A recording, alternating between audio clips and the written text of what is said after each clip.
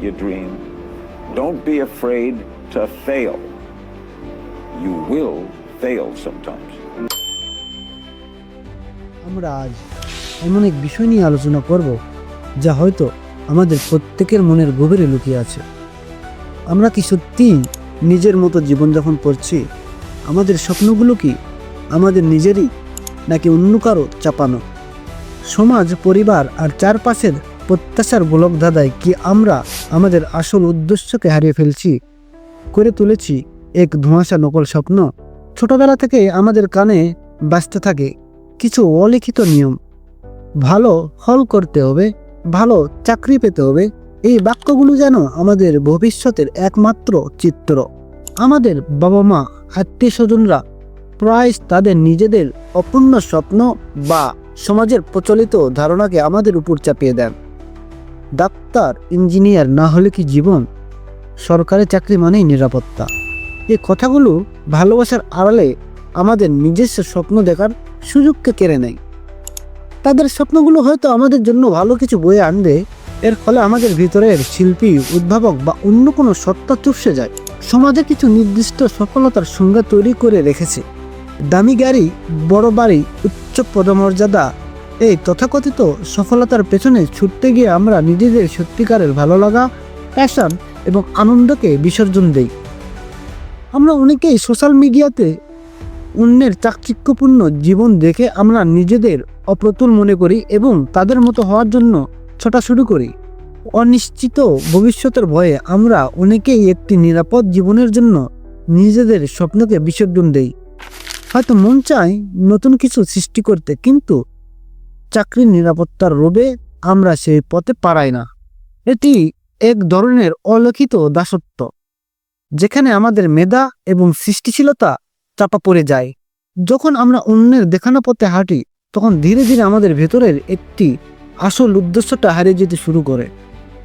দিন শেষে মনে হয় এই জীবনটা আমার না, এই কাজ, এই অর্জন সবই যেন অন্য কারো চাওয়ার ফসল। শূন্যতা আর বিষাদ বাসা বেঁধে যায়, যা আমাদের মানসিক শান্তি কেড়ে নেয়। আমরা নিজেদের জন্য না বাঁচতে পেরে এক দীর্ঘশ্বাস নিয়ে জীবন পার করি। মনের বিরুদ্ধে কাজ করতে বাধ্য হলে সৃজনশীলতা শুকিয়ে যায়। নতুন কিছু করার আগ্রহ থাকে না। কেবল রুটিন মাফিক যান্ত্রিক জীবন কেটে যায় আমাদের। কেবল দায়িত্ব পালন করে যায়, কিন্তু আনন্দ খুঁজে পায় না। কে আমি? কি আমার চাওয়া? আমার ভালো লাগা কিসে? এই প্রশ্নগুলো একসময় অপ্রাসঙ্গিক হয়ে পড়ে।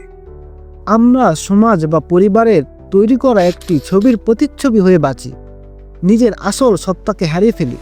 যারা নিজেদের আসল স্বপ্নের পিছনে ছুটেছেন তারা ইতিহাসে অমর হয়ে রয়েছে। তারাই পৃথিবীতে পরিবর্তন এনেছে। তাদের জীবনে এসেছে চ্যালেঞ্জ, বাধা, কিন্তু তারা নিজেদের উদ্দেশ্য থেকে সরে যায়নি।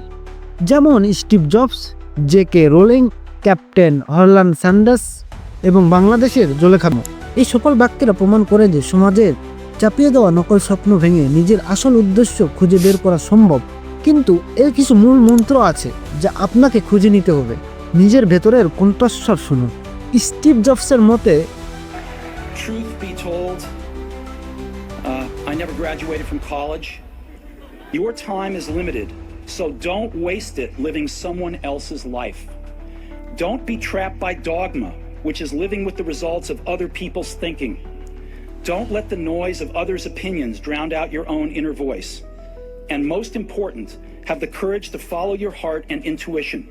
They somehow already know what you truly want to become. Everything else is secondary. আপনার আসল ভালো লাগা কিসে তা খুঁজে বের করুন। আপনার প্যাশনকে অনুসরণ করুন, যা করতে আপনাকে ভালো লাগে, যা আপনাকে উদ্দীপিত করে।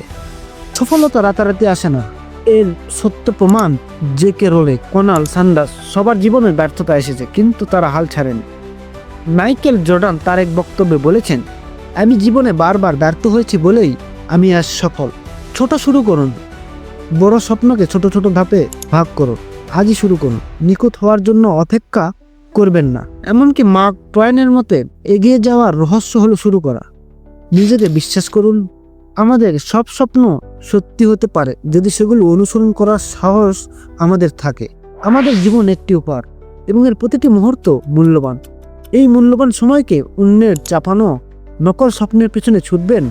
সময় এসেছে নিজের ভেতরের উদ্দেশ্যকে খুঁজে বের করা, নিজের আসল স্বপ্নকে পুনরুজ্জীবিত করা।